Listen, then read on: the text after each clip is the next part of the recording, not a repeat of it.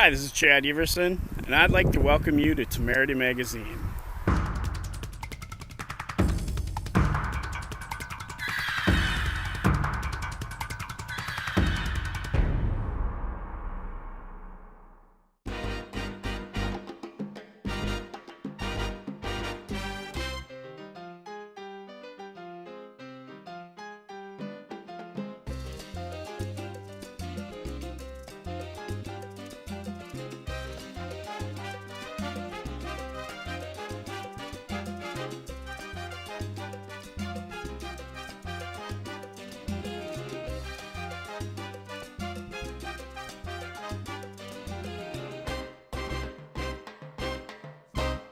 What is going on, everybody? Brent here, Ounitproductions.com, and before we get into today's little video, big shout out to my man Rick at Oopa Loopa Cafe. Love what you're doing, and big shout out to my man Chad at Temerity Magazine.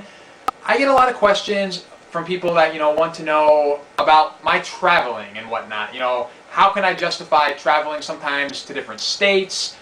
Sometimes down the entire East Coast. How do I, make that work for my business? And the simple first answer to that is that you have to buy enough to, make sure that your gas is paid for, to make sure that you can pay for, your hotel stays. Sometimes if you're doing other things and it's a vacation type trip as well, you don't have to, cover every expense. But every time I go on the road for picking purposes, I always want to make sure that I can pay for, at least all of my expenses if it's just a picking trip. Or, like I said, if it's a vacation, you can sometimes fudge it a little bit. But also, what do I travel mainly for? First off, I pick up things like license plates, which, if I go to Ohio, for example, which I just did a while ago, I can get a big haul of Ohio license plates, and in turn, I'll sell those here in Pennsylvania for a huge markup because you just don't find those kind of things around here. Same goes with, I got a big load of Maryland plates once, and you can pretty much put that to any state you so desire. I buy a lot of bottles when I go on the road, because bottles that I find, for example, in Nashville, Tennessee, or if I'm in Illinois or wherever I happen to be, those bottles from local either breweries or soda companies, I cannot find those here. So when I bring them back to Pennsylvania, I can mark them up quite a bit.